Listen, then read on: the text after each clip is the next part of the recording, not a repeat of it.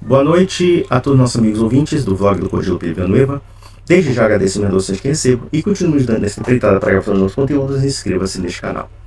Eu gostaria de fazer uma avaliação sobre um princípio que é muito caro aos protestantes, chamada sola scriptura, ou seja, que a Bíblia seria a única regra de fé confiável, e aqui os termos variam, pode ser a única regra de fé confiável, inerrante, etc. Né? E aqui, nesse aspecto, pode cair até num absolutismo fundamentalista da Escritura. Não? Então existem inúmeras variáveis sobre a explicação de que a única regra de fé moral, ou a mais alta regra de fé moral, e assim sucessivamente. Não? Só que eu vou mostrar aqui que a sola Escritura, ela não somente é um erro metodológico, ela é um erro histórico, ela é um erro teológico, ela é um erro cultural, enfim, ela é um erro tudo. E ela é um erro que leva à proliferação das piores heresias possíveis, justamente porque os protestantes atribuem ao texto bíblico uma autoevidência que não existe, ou então uma auto-indicação. Aqui nós temos até um campo quase que idolátrico do livro. É como se o livro tivesse olhos, tivesse boca, ou falasse com todo mundo. Aí eles apelam aos dons do Espírito Santo e não sei o que, e tal. Quer dizer, caem numa espécie meio donatista, dona la letra, né? Ou seja, que cada um é inspirado e cada inspiração se torna infalível na perspectiva deles. É tão confuso, tão contraditório, porque no final das contas as 30, 40 mil seitas que surgiram a partir da sola Escritura acabaram por revelar a fraqueza ou então a fragilidade deste conceito. E eu poderia inclusive ir mais além no fato de que a sola Escritura não tem bases na própria Bíblia. Isso é o mais contraditório. Ou seja, não existe nenhum versículo da Bíblia que sustente a sola Escritura. Então podemos deduzir que este princípio ou este fundamento basicamente é extra-bíblico, e eu poderia dizer que até mesmo antibíblico. E por quê? Porque a Sagrada Escritura não diz que a Bíblia é a única fonte de fé e moral, ou a única regra de fé e moral inerrante e infalível. Nós temos inúmeros versículos que falam sobre a tradição oral. Em 2 Tessalonicenses, capítulo 2, versículo 15, fala da tradição oral, que é equiparada, inclusive, à Escritura. Em 1 Timóteo, capítulo 3, versículo 15, a igreja é a casa de Deus vive e coluna e fundamento da verdade. Então nós temos aqui outros elementos que servem como fonte de fé e moral, e fonte inerrante e também fonte segura, tal qual a Sagrada Escritura. O problema é que o protestante, como um filho do Renascimento, um filho da crítica textual renascentista, acaba transformando a filologia, acaba transformando a textualidade como se fosse um dogma sagrado. E a gente sabe que a textualidade por si mesma, se não tiver outros elementos históricos que a validem, ela é objeto de questionamento e até mesmo de dúvida. Nós confiamos na Sagrada Escritura, católicos, justamente porque existem pessoas que confirmam a validade dessa Escritura. Não somente confirmam, mas também tiveram critérios de autoridade que foi dado justamente por aquelas pessoas que escreveram a Escritura, que são os apóstolos e os seus discípulos. Os bispos são sucessores dos apóstolos. Eles são depositários da guarda da fé, como também da Sagrada Escritura. Então, logo, a quem devo confiar? Confiar num pastorzinho de esquina que pegou a Bíblia do nada e começou a inventar doutrinas a partir do nada? Ou então, um livro que pertence à Igreja Católica, uma vez que o contato que nós temos com o texto bíblico é a partir da Igreja Católica, e por conta da afirmação daqueles que foram sacramentados como sucessores dos apóstolos, os bispos sucessores dos apóstolos. A quem eu devo confiar? Mas já partindo da preposição de que a sola Escritura é antibíblica, no entanto, os protestantes fazem um certo contorcionismo de versículos bíblicos que não se adequariam realmente à sola Escritura, mas que são frases tiradas do contexto e que realmente não revelam claramente que ali há uma sola Escritura, até porque muitos desses textos foram escritos numa época em que nem Bíblia havia. Quando nós falamos de Bíblia aqui, é que não havia os textos completos da Bíblia e nem mesmo o cânon bíblico tal como conhecemos hoje. Então aqui nós temos também um outro problema. Eu acho interessante, eu estava vendo aquele debate do padre José Eduardo e do pastor Vailate, em que, por exemplo, ele falava que não invalidava a tradição porque ele não seguia no da escritura. Vejam que o protestantismo ele é tão autodestrutivo nesse conceito da sua escritura que eles tiveram que criar um conceito para aqueles fundamentalistas bíblicos que rejeitam qualquer coisa do passado baseado numa visão literal da escritura que eles chamam de nu da escritura. Só que existe um problema em torno disso.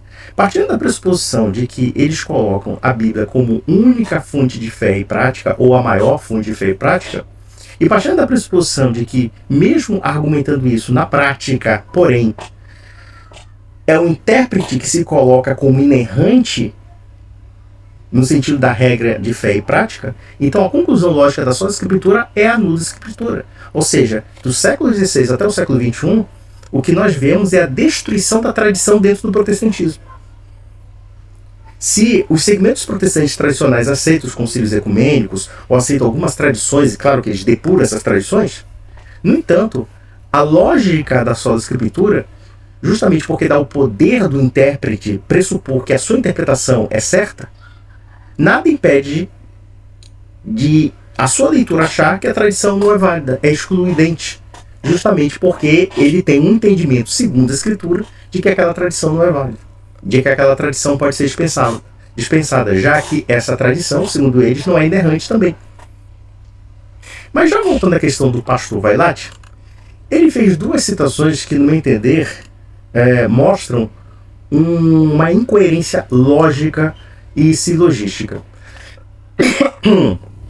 Ele citou, por exemplo, 1 Coríntios, capítulo 4, versículo 6, para provar sua escritura nos seguintes dizeres. Isso aqui é uma carta em que Paulo escreveu para a igreja cristã de Corinto, que havia inúmeros problemas, dissidências, brigas facciosas e etc. E aqui ele tem um trecho que ele estabelece o ensinamento desta carta e ele reitera o ensino estabelecido para essa carta nos seguintes dizeres.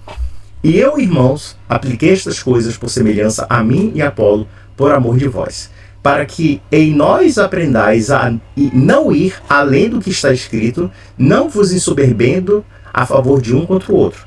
Vejam que quando Paulo diz para não ultrapassar ou não fazer nada do que está escrito, ele não está se referindo ao conjunto da Bíblia. Ele está se referindo tão somente ao ensino particular dessa carta. Porque vamos analisar pela conclusão lógica. Quando Paulo escreveu essa carta, o cano bíblico não estava pronto. Não existia Apocalipse, talvez nem mesmo os próprios evangelhos estavam concluídos excessivamente. Então, partindo dessa proposição, qualquer texto que seja escrito a posterior a esse ensinamento seria um acréscimo do que Paulo estaria escrevendo. Talvez o protestante apelaria à seguinte questão: mas existe a questão formal do que está escrito. Então, por exemplo, segundo a lógica de certos protestantes, se há acréscimo do que está escrito, é uma conclusão lógica do fato de que um ensino cristão necessariamente deve estar escrito na Bíblia. Só que existe um problema em torno desse argumento. Quer dizer que o ensino cristão só é válido enquanto está escrito? Então podemos dizer que do ano 30, por assim dizer, depois de Cristo, quando Cristo se manifesta como Verbo encarnado, faz a sua pregação, os apóstolos guardam aquela pregação, e a partir disso, até o primeiro evangelho escrito, que foi lá pelo volta dos anos 50 ou 60, tá? É uma incerteza, mas é mais ou menos nessa época aí. Quer dizer, que desse ato entre os acontecimentos dos evangelhos até a escrita do primeiro evangelho, então vamos dizer que essa tradição oral não tem validade porque está escrito? Quer dizer que se nós condicionamos o ensino cristão ao que está escrito, então podemos deduzir que a tradição oral antes do que estava escrito não era válida. Veja que a loucura formal do protestante é pressupor que um ensino cristão necessariamente tenha que ser escrito num pedaço de papel. Porque esse pessoal não entende que a Bíblia é inspirada porque existe uma história sagrada que foi escrita. Só que essa história sagrada não depende de uma textualidade. A história sagrada, ela aconteceu no plano da realidade e que ela é guardada tanto num texto sagrado, e porque é um texto sagrado, justamente porque tem um relato de uma revelação escrita, mas ao mesmo tempo também existe uma revelação da tradição oral que também é sagrada. Ora, vamos analisar pela conclusão lógica. Se a escritura depender de uma tradição oral que é sagrada, então como é que podemos negar que essa tradição oral seja sagrada? Alguém vai dizer que quando Pedro, Paulo e demais apóstolos pregavam o evangelho, eles não escreviam, não havia escritos os evangelhos. Estou falando em Atos dos Apóstolos. Em Atos dos Apóstolos, os evangelhos escritos não existiam. Eles foram escritos tempos depois.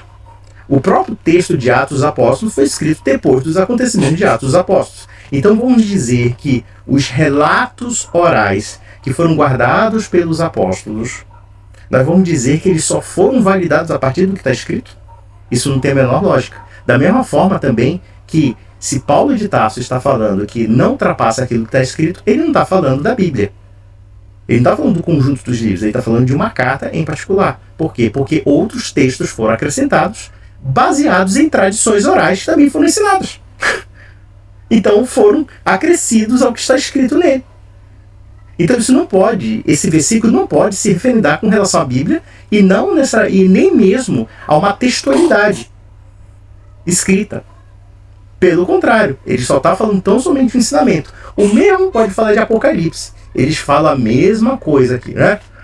Porque eu testifico a todo aquele que ouvir as palavras da profecia deste livro, que se alguém acrescentar essas coisas, Deus fará vir sobre elas pragas que estão escritas nesse livro. Então veja que João não está falando de toda a Bíblia. Ele está falando tão somente de Apocalipse e das profecias que ele coloca em Apocalipse. Então ele está pontuando e restringindo aquilo que ele está dizendo. Ou seja, ele está dizendo que o texto de Apocalipse não pode ser modificado no que diz respeito às profecias. Tá? Mas vamos analisar por um outro ângulo.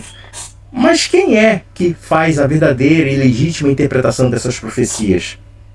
Porque se nós observarmos Apocalipse é um livro extremamente enigmático, é um livro extremamente complexo. Aí nós temos seitas protestantes inventando cálculos do fim do mundo, falando horrendas besteiras, e isso sem prejuízo, evidentemente, de atacar a igreja de Roma, dizer que a igreja de Roma é a prostituta do Apocalipse, que a cidade das sete colinas é Roma, a Roma não imperial, tá? É a Roma pagã, tá? A Roma, quer dizer, não a Roma imperial, desculpa. Não é a Roma pagã, tá? É a Roma papal, a Roma cristã, a Roma onde o cristianismo é vitorioso, segundo essa lógica. Então observem o elemento capcioso da citação da sua escritura.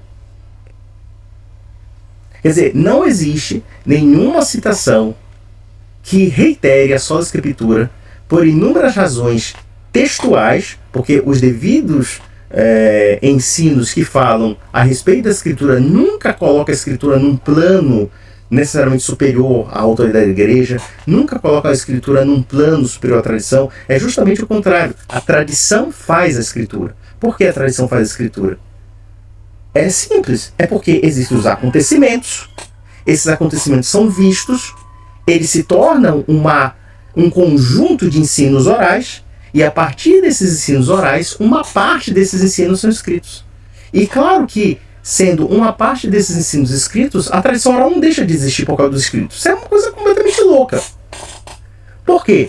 Porque você tem que explicar como esses textos têm que ser entendidos. Você tem que explicar, inclusive, a autoria desses textos. Porque de geração em geração, o conhecimento de autoria desses textos pode se perder. Nós estamos falando de século I, século II. Não estamos falando de internet, que você pode encontrar milhões de informações agradando o Google. É por isso que você tem uma sucessão apostólica, e veja que alguns autores patrísticos, como Irineu, afirmam a sucessão apostólica para afirmar a autoridade dos bispos e que esses bispos têm uma ciência de uma tradição confiável que não era, por exemplo, a tradição dos gnósticos. Porque os gnósticos diziam, por exemplo, que a tradição deles, o ensino deles, era a tradição apostólica. Então, quer dizer, Irineu de Lyon, no livro Contra as Heresias, e nós estamos falando do século II, ele afirmava a autoridade dos bispos. Ele afirmava, evidentemente, a autoridade das escrituras, mas essa autoridade das escrituras está sujeita e subordinada ao ensino magisterial, como também o ensino de uma tradição apostólica. E essa tradição apostólica fez a Bíblia. Quando nós falamos de fazer a Bíblia, claro, nós estamos falando de Novo Testamento, que foi escrito pelos apóstolos e pelos discípulos dos apóstolos, mas nós também temos que falar do Antigo Testamento, porque o Antigo Testamento foi remodelado conforme a tradição cristã, não foi a tradição judaica. O paradoxo mais maluco do protestantismo é buscar nos judeus uma tradição que não é a nossa, que é a tradição dos fariseus. E observem que o cânon bíblico, até o século IV, ele não tinha uma definição oficial. Se ele não tinha uma definição oficial, então como é que eu posso me basear na sua escritura? Se eu não tenho textos que são absolutamente confiáveis ou confirmadas, né, segundo uma tradição.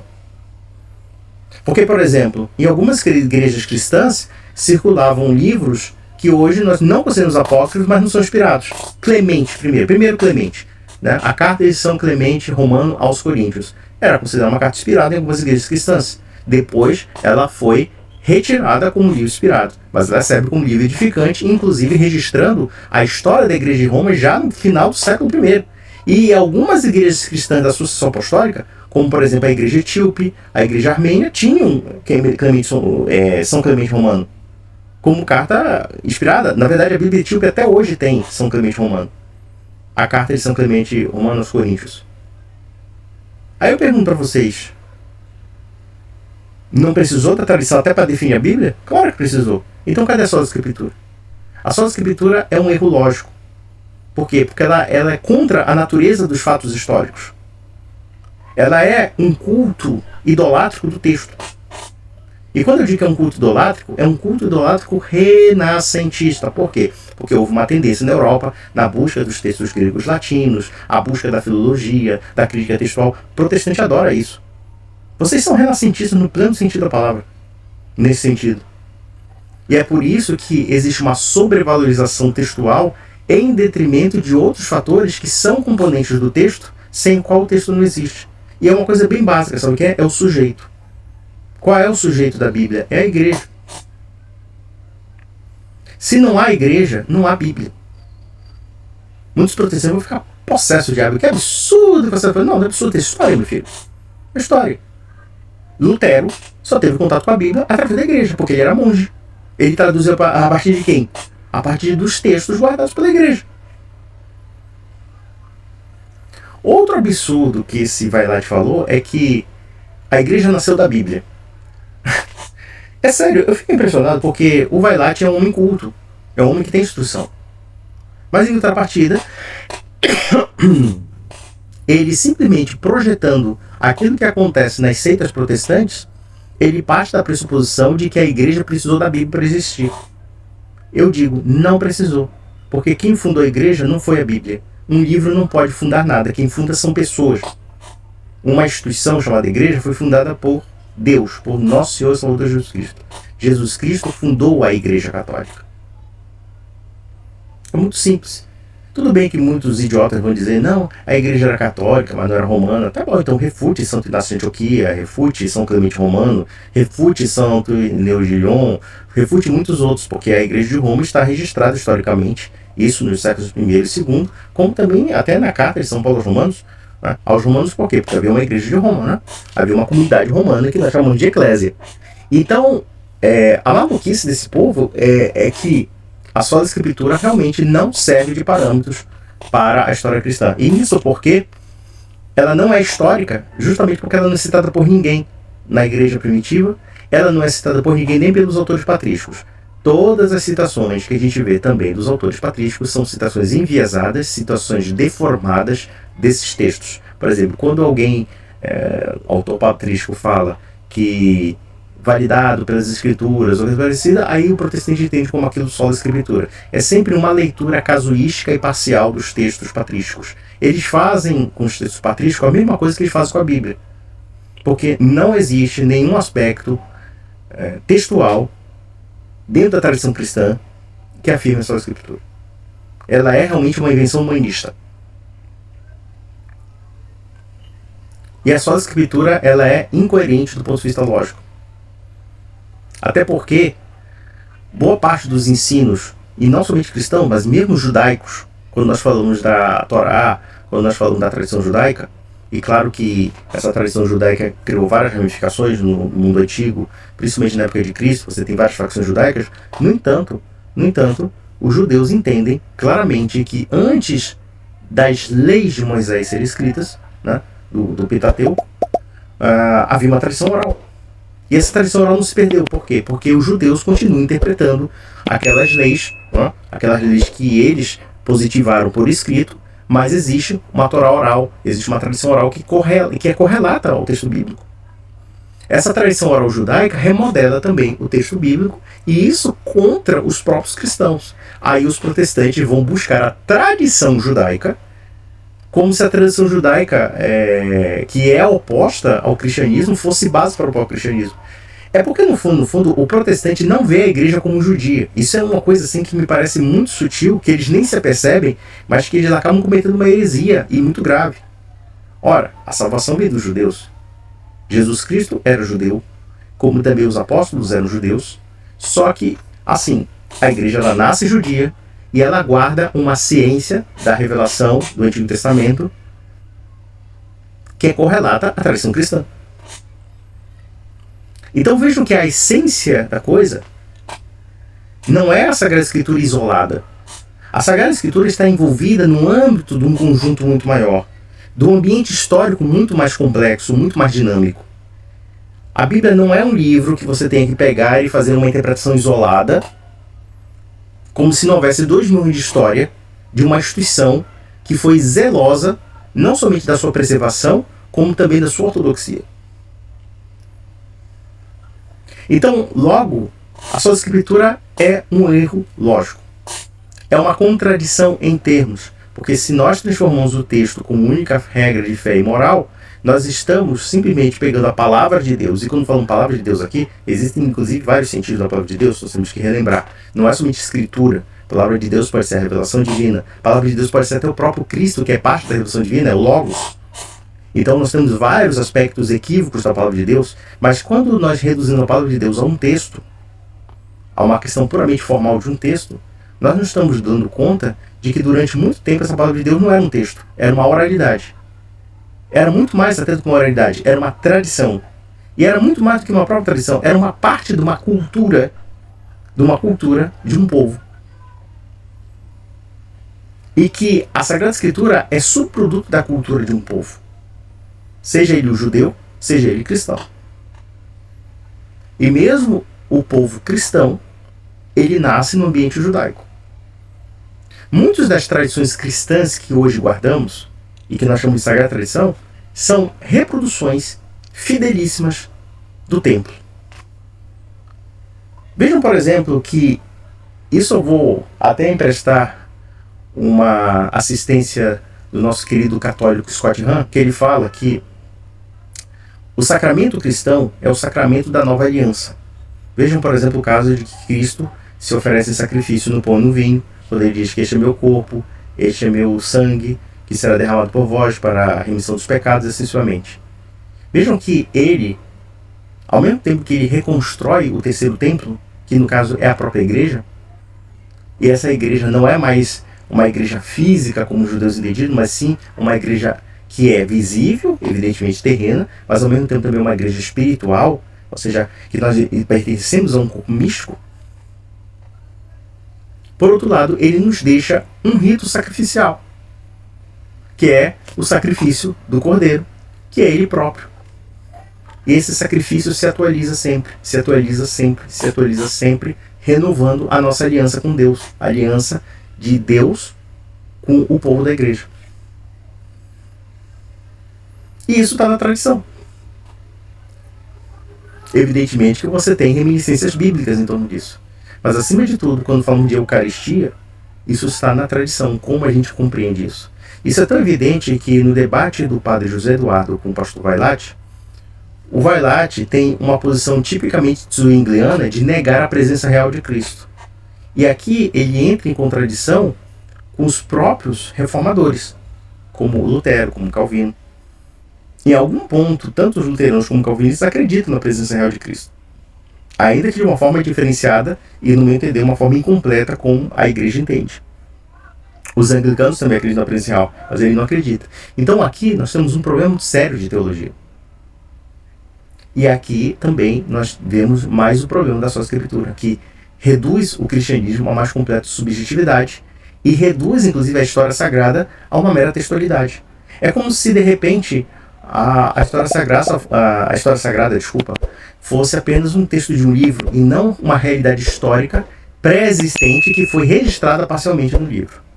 Vejam outras coisas assim mais absurdas da sua escritura. Uma vez alguém me perguntou onde estaria a ascensão de Maria aos céus na Bíblia. É evidente que nós não vamos encontrar essa cena, porque essa cena, embora ela exista, mas ela não foi registrada na Bíblia. Mas eu pergunto para vocês, o fato de não estar registrado na Bíblia quer dizer que não existe isso? Quando todas as igrejas da sucessão apostólica acreditam na ascensão de Maria aos céus, ou a dormição da Virgem, como na tradição oriental, nós temos que entender claramente que muitos dos acontecimentos são posteriores ao registro desses evangelhos, desses textos, etc. E nós temos que entender também que a finalidade de certos textos da Bíblia, principalmente do Novo Testamento, cartas apostólicas, Apocalipse, etc., não era necessariamente registrar tudo. Quem escreveu a Bíblia não estava preocupado com a sua escritura. Ele não pensou na sua escritura. Ele pensou que sim, que haveria alguns elementos básicos ali que deveriam ser ensinados por escrito e que faziam parte da tradição sagrada. Olha só que interessante. Existe uma tradição oral e uma parte dessa tradição oral foi escrita para que houvesse alguns elementos chaves. Mas a preocupação dos apóstolos não era escrever tudo.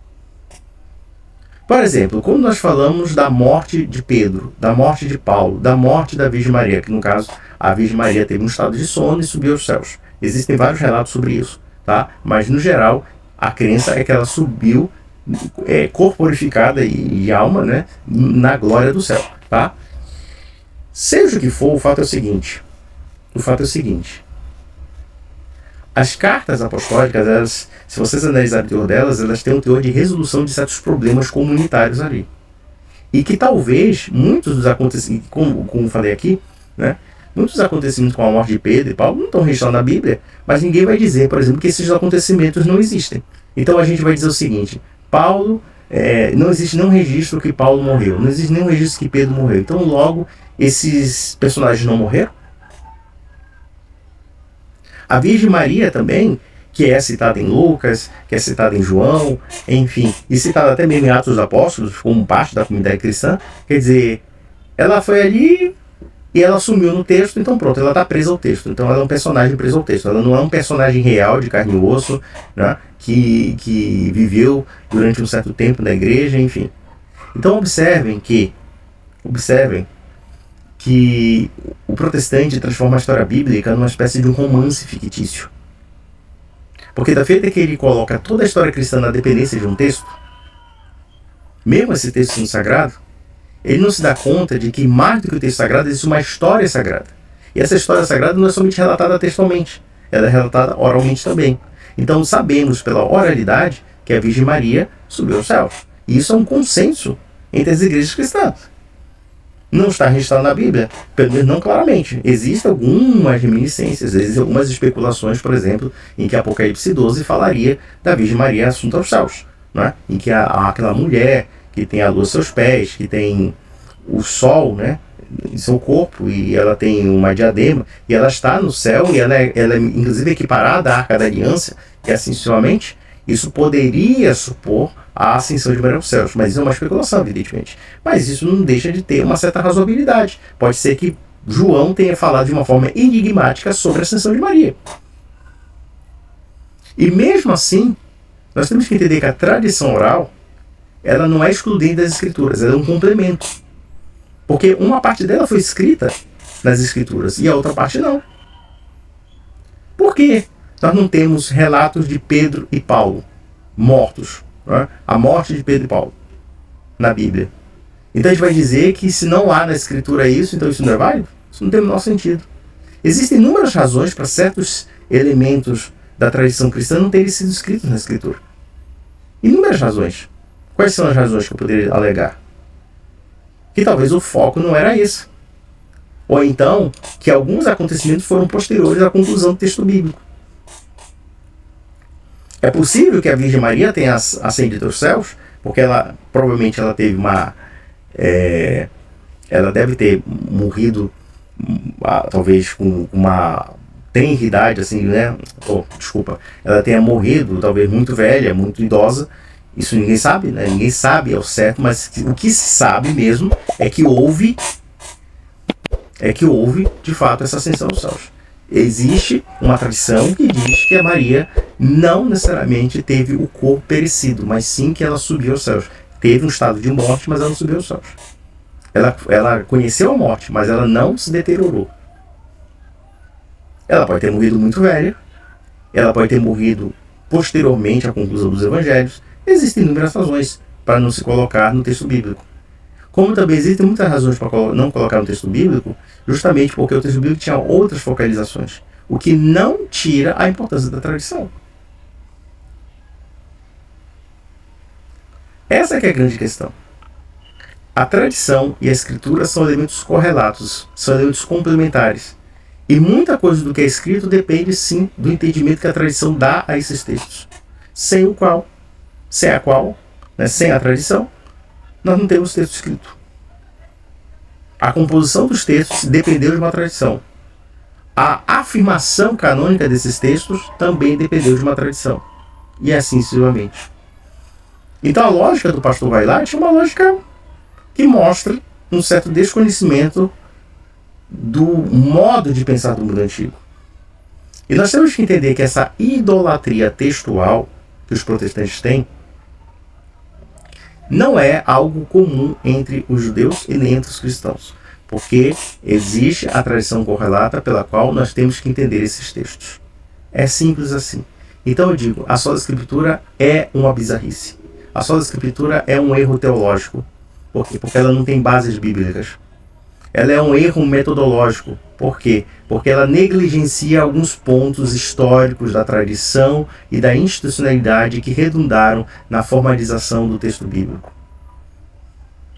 E, sendo um erro histórico, nós não encontramos durante 1500 anos de história esse conceito. Então, meus amigos, é isso. E até a próxima.